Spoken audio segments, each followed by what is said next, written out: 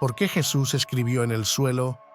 Los fariseos y escribas, líderes religiosos, llevaron a una mujer sorprendida en adulterio frente a la multitud y se dirigieron a Jesús. Esto ocurrió durante la fiesta de los tabernáculos.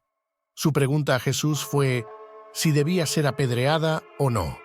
Le dijeron: «Maestro, esta mujer ha sido sorprendida en pleno acto de adulterio. Ahora en la ley, Moisés no ordenó apedrear a tales mujeres hasta la muerte. Entonces, ¿qué dices tú que debemos hacer con ella? ¿Cuál es tu sentencia?» Juan 8:45. La pregunta planteada en este verso estaba en línea con la ley de Moisés, pero si Jesús decía sí, parecería que estaba desafiando la ley romana que no permite a los judíos ejecutar a alguien. Si decía no, parecería que iba en contra de las leyes de Moisés, facilitando acusar a Jesús. Era una trampa evidente. Imagina encontrarte en la situación de Jesús, enfrentándote a una pregunta que no admite ni un sí ni un no. ¿Cuál crees que habría sido la mejor manera de manejar la situación? Los fariseos intentaban tentarlo para acusarlo, pero Jesús se inclinó y escribió en el suelo, como si no los hubiera escuchado. Juan 8:6. Sabiendo lo que tramaban los fariseos, Jesús eligió realizar este acto que podría parecer extraño para un lector moderno. Su escritura en el suelo mostró su autoridad sobre la ley, enfatizando el perdón del pecado y la necesidad de arrepentimiento.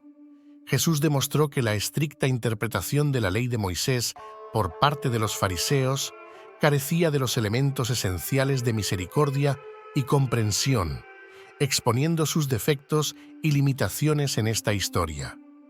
Jesús abordó el tema del pecado, el juicio y el perdón. Su respuesta a los acusadores resalta la idea de que nadie está libre de pecado y nadie tiene el derecho de condenar a otros. Ante la trampa de los fariseos, Jesús respondió: «El que esté libre de pecado entre ustedes, que sea el primero en arrojarle la piedra». Juan 8:7. Al escuchar esto, los acusadores comenzaron a retirarse uno por uno, primero los más ancianos, hasta que solo quedaron Jesús y la mujer en medio de la multitud. La respuesta de Jesús nos hace reflexionar sobre los fariseos y escribas, líderes religiosos influyentes conocidos por su estricta dedicación a la ley de Moisés, centrada en las leyes de pureza y rituales. A pesar de su dedicación, uno esperaría que, debido a su conocimiento, se quedaran para demostrar que Jesús estaba equivocado. Esto nos lleva a la pregunta de qué escribió Jesús en el suelo que pudo haberlos hecho sentir culpables y retirarse. Jesús luego se levantó y le preguntó a la mujer: «Mujer, ¿dónde están? ¿Nadie te condena?» Ella respondió: «Nadie, Señor». Jesús dijo: «Yo tampoco te condeno, vete y no peques más». Juan 8:11. Mientras los fariseos usaban la ley para acusar, Jesús ofreció perdón y exhortó a la mujer a cambiar su camino. En lugar de juzgar a la mujer con dureza, Jesús, escribiendo en el suelo, mostró su autoridad sobre la ley, enfatizando el perdón del pecado y la necesidad de arrepentimiento. Jesús demostró que la estricta interpretación de la ley de Moisés por parte de los fariseos carecía de los elementos esenciales de misericordia y comprensión, exponiendo sus defectos y limitaciones en esta historia. Jesús aborda el tema del pecado, el juicio y el perdón. Sus palabras a la mujer muestran misericordia y perdón, junto con un estímulo para cambiar su vida. ¿Alguna vez te has preguntado qué escribió Jesús en el suelo o por qué se arriesgó a inclinarse para escribir en el suelo, sabiendo perfectamente que los fariseos y escribas estaban planeando matarlo? ¿Y si te digo que lo que Jesús escribió en el suelo debe haber estado relacionado con el Antiguo Testamento? Durante el ministerio de Jesús, vemos cómo demostró su naturaleza divina en muchas ocasiones, desafiando las creencias y expectativas de los fariseos y escribas. Aunque no se declaraba explícitamente como Dios de manera directa, sus acciones, enseñanzas y cumplimiento de profecías eran coherentes con las cualidades y atributos de Dios. Realizó numerosos milagros que mostraban el poder de Dios y expresó autoridad en sus enseñanzas.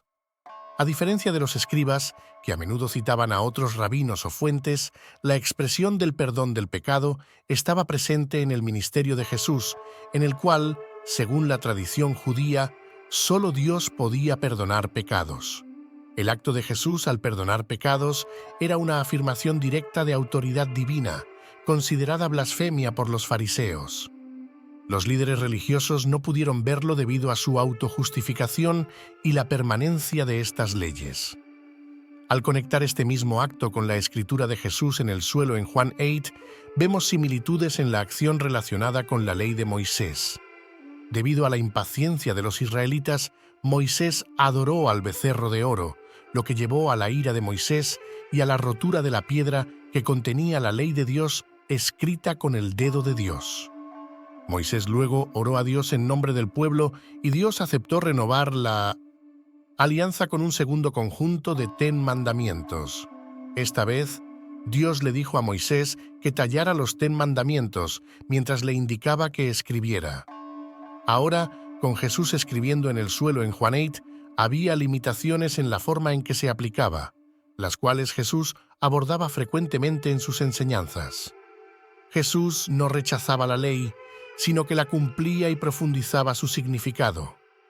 Al señalar varias áreas donde seguir la letra de la ley no era suficiente para agradar a Dios o vivir una vida justa, entonces, ¿crees que lo que Jesús escribió debió haber sido los pecados de cada uno de los acusadores? Como muchos afirman entender, ¿por qué Jesús escribió en el suelo? Echemos un vistazo al libro de Jeremías. Oh Señor, esperanza de Israel, serán avergonzados todos los que te abandonen, los que se aparten de ti en la tierra serán escritos porque abandonan al Señor, la fuente de agua viva, Jeremías 17:13. Este capítulo de Jeremías era una mezcla de profecías, advertencias y reflexiones del profeta Jeremías. Aquí, Judá había pecado contra Dios y según la descripción de sus pecados en la Biblia, era tan grave que debía ser escrito con una herramienta de hierro o con una punta de diamante grabado profundamente en sus corazones. Esto mostraba que el pecado era más que lo que los ojos podían ver, sino que estaba arraigado profundamente en su corazón y en su sociedad. Siempre caían en el pecado porque confiaban en su propia fuerza en lugar de confiar en Dios, lo cual se conecta con el mensaje de Jesús cuando escribió en el suelo. El profeta Jeremías continuó describiendo una maldición para aquellos que confían en el hombre y se apartan de Dios, comparándolos con plantas en el desierto que luchan por sobrevivir. En contraste, aquellos que confían en Dios son bendecidos y comparados con un árbol plantado junto al agua que permanece vivo incluso en tiempos difíciles. El aspecto más importante de este capítulo fue cuando Jeremías reflexionó sobre la naturaleza del corazón humano, describiéndolo como fraudulento y desesperadamente perverso. Lo más importante es que enfatizó que Dios, quien conoce el corazón, es el juez supremo de las acciones e intenciones humanas. Jesús conocía los corazones de los acusadores, los fariseos y escribas. Cuando Jesús señaló esto, después de escribir en el suelo, les dijo: «El que esté libre de pecado entre ustedes, que sea el primero en arrojarle una piedra». En ese momento, no pudieron defender sus creencias. ¿Significa esto que lo que Jesús escribió en el suelo fue el pensamiento de sus corazones o podría haber sido sus nombres? Nos acercamos a la mejor parte del libro de Jeremías, conectada con la razón por la cual Jesús escribió en el suelo. Según Jeremías 17:13, Dios es reconocido como la fuente última de esperanza y estabilidad para Israel, para su pueblo. Lo que implica que la verdadera seguridad y esperanza solo se encuentran en Dios. Pero el verso advierte que aquellos que abandonan a Dios enfrentarán consecuencias. Quienes abandonan o se apartan de Dios enfrentarán vergüenza. No solo se sentirán avergonzados, sino que experimentarán una sensación más profunda de pérdida y fracaso porque dan la espalda a la verdadera fuente de vida y bienestar. Esto fue lo que experimentaron los escribas y fariseos después de que Jesús les pidiera que arrojaran la primera piedra si no tenían pecado. La parte más importante de este verso fue la frase que decía que sus nombres serán escritos en el polvo, lo cual es simbólico de aquellos cuyos nombres serán escritos en el polvo, las personas que rechazan a Dios. Esto significa que Jesús escribió los nombres de los acusadores en el suelo porque lo habían rechazado como el Mesías. En tiempos antiguos, escribir algo en el polvo o la arena significaba que no era permanente y podía borrarse o desaparecer fácilmente, a diferencia de escribir en un lugar más permanente como un libro o tablas de piedra. La implicación aquí es que aquellos que rechazan a Dios no perdurarán ni asegurarán el futuro. Por último, Jeremías se refirió a Dios como la fuente de agua viva, una metáfora que sugiere que Dios es la fuente de la vida, al igual que el agua es esencial para la vida física. Dios es una parte esencial de nuestra vida espiritual y bienestar total, explicando lo que Jesús instruía cuando fue al templo a enseñar antes de que le trajeran a la mujer sorprendida en adulterio, y esta enseñanza justo antes del final de la fiesta de los tabernáculos. El mensaje de Jesús era que Él es el agua viva, un mensaje difícil de aceptar para muchos en el templo. Jesús se refería de nuevo a la ley de Moisés, sabiendo perfectamente que lo rechazarían a pesar de la dedicación de los escribas y fariseos a la ley. Jesús cuestionó por qué buscaban matarlo, señalando nuevamente su nivel de hipocresía. Si un hombre se somete a la circuncisión en el día de reposo para evitar violar la ley de Moisés, ¿por qué están enojados conmigo por hacer que todo el cuerpo de un hombre esté bien en el día de reposo? Juan 7:23. Hay muchas discusiones sobre qué exactamente escribió Jesús en el suelo, incluida la idea de que debió haber estado escribiendo la lista de pecados cometidos por cada uno de los líderes judíos presentes en la escena. Otra opinión apunta a la idea de que, dado que la mujer fue sorprendida en adulterio, debió haber estado desnuda, dando razón por la cual Jesús se agachó para evitar ver a la mujer desnuda. Sin embargo, estas afirmaciones no son seguras. El punto del pasaje no fue exactamente lo que Jesús escribió en el suelo, sino la hipocresía al juzgar a los demás. Ahora, en el último y más importante día de la fiesta, Jesús se puso de pie y llamó en voz alta: «Si alguien tiene sed, que venga a mí y beba. El que cree en mí, como dice la Escritura, de su interior fluirán ríos de agua viva».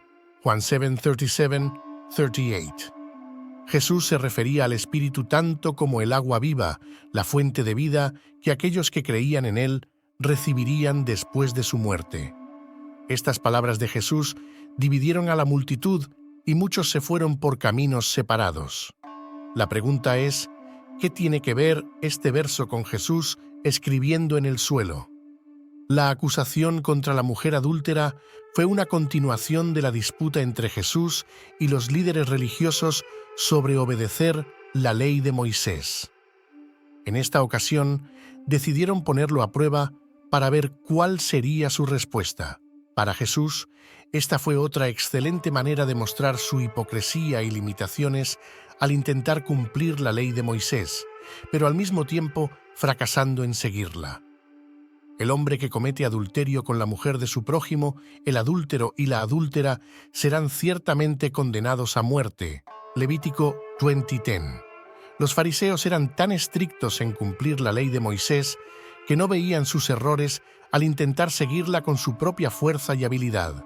En este caso, la mujer y el hombre involucrados en el acto debían enfrentar el castigo por sus acciones, pero solo trajeron a la mujer frente a Jesús y ante la multitud. Periodo de tiempo. La fiesta de los tabernáculos se llevó a cabo en Jerusalén y fue aquí, en el templo, donde Jesús escribió en el suelo. Los judíos habían estado buscando formas de matar a Jesús porque no creían que fuera el Hijo de Dios. Por esta razón, Jesús tuvo que moverse de un lugar a otro en Galilea hasta que llegó discretamente a Jerusalén para la fiesta de los tabernáculos. Entre todas las ceremonias realizadas durante la fiesta estaba la ceremonia del agua, que se llevaba a cabo en el Templo de Jerusalén. Esta ceremonia era una oración por la lluvia crucial para la agricultura. Se extraía agua del estanque de Siloé y se llevaba al templo para verterla en el altar. Fue en este momento cuando Jesús estaba instruyendo en el templo, proclamándose como el agua viva, la fuente de vida, lo cual enfureció a los fariseos y cuestionaron su capacidad para entender las Escrituras y cuestionaron su autoridad, comparando cómo los rabinos hablaban y cómo lo hacía Jesús. Jesús, considerado rabino y maestro, se comunicaba de ciertas maneras en sus enseñanzas. Escribir en el suelo no fue una sorpresa, ya que era una forma de transmitir un mensaje a la gente de una manera con la que podrían relacionarse, especialmente para los líderes religiosos. Comprender estos métodos proporcionaría más contexto para las acciones de Jesús en la historia de la mujer adúltera. Los rabinos instruían haciendo referencia a las escrituras hebreas, el Antiguo Testamento, e interpretándola para que se aplicara a la vida contemporánea. Jesús usaba las escrituras en sus lecciones, por ejemplo, en el Sermón del Monte, se refería con frecuencia a las leyes del Antiguo Testamento y daba su interpretación, como se ve en Mateo 5:21-22. Jesús a menudo hablaba en parábolas, historias cortas, para transmitir mensajes de moralidad y lecciones espirituales. Las preguntas y respuestas, a menudo con otra pregunta para estimular un pensamiento más profundo, eran métodos comunes utilizados por los rabinos. A veces, los rabinos empleaban objetos físicos o acciones como ayudas didácticas. Al comparar esto con la acción de Jesús de escribir en el suelo, podemos entender que era una forma de enseñar a los fariseos basándose en la ley de Moisés que afirmaban seguir. Otro aspecto de la escritura de Jesús en el suelo fue su silencio inmediato cuando los líderes religiosos le preguntaron su opinión sobre si la mujer adúltera debía ser apedreada. El silencio era otro método de enseñanza, seguido por una acción simbólica para enfatizar un punto. La acción de Jesús creó una pausa y confrontación, atrayendo más atención al mensaje, lo que añade un efecto dramático a sus siguientes palabras. Más importante aún, los rabinos a menudo enseñaban en referencia a la autoridad, haciendo al Antiguo Testamento, especialmente a las leyes de Moisés, como se ve con los líderes religiosos. Sin embargo, Jesús enseñaba con referencia a su propia autoridad, comenzando con palabras como «pero yo les digo», demostrando una autoridad directa y personal que generalmente era diferente de lo que los oyentes estaban acostumbrados. La faceta más única de esto fue cuando Jesús escribió en el suelo una manera de conectar o hacer alusión al Antiguo Testamento, las leyes de Moisés y las palabras de Jeremías, como se destacó anteriormente. Esto se llama remes, que significa pista o indicio en hebreo, conocido por ser utilizado como una forma de interpretar textos religiosos. En la actualidad, esta historia nos enseña lecciones importantes sobre la autojustificación, la pasión y la verdadera naturaleza de la justicia que aún son relevantes hoy en día. Confrontar la autojustificación, la actitud de los fariseos y escribas al llevar a una mujer sorprendida en adulterio ante Jesús fue un signo de autojustificación. Esto nos enseña la importancia de la autorreflexión antes de juzgar a los demás. Deberíamos tener cuidado de no sentirnos moralmente superiores y recordar que todos tenemos nuestras imperfecciones. Justicia selectiva e hipocresía. Los acusadores se centran solo en el pecado de la mujer, ignorando convenientemente que el hombre involucrado en el adulterio no es llevado ante la justicia. Esta justicia selectiva destaca su hipocresía y nos recuerda que la verdadera justicia no se trata solo de castigar el mal, sino también de equidad e integridad en nuestras vidas. Esto nos insta a esforzarnos por la equidad y no dejar que nuestros prejuicios nublen nuestro juicio. Equilibrio entre justicia y misericordia. Jesús combina hábilmente la equidad y la amabilidad. Aunque no descarta la ley, aporta una comprensión más profunda de la justicia que incluye la compasión. En el mundo actual, este enfoque se trata de mantener reglas y leyes, pero también proviene de un lugar de comprensión y misericordia cuando es necesario. Importancia de la compasión y el perdón. Cuando los acusadores se van, Jesús se dirige a la mujer con compasión, diciéndole: «Ni yo te condeno, vete y no peques más». Juan 8:11. Esto destaca la importancia del perdón. Jesús no tolera sus acciones, pero le ofrece una oportunidad para cambiar su vida, un arrepentimiento. Para nosotros es una lección sobre mostrar compasión y ofrecer segundas oportunidades en lugar de condenar a otros por su pasado. Reflexión sobre el pecado personal.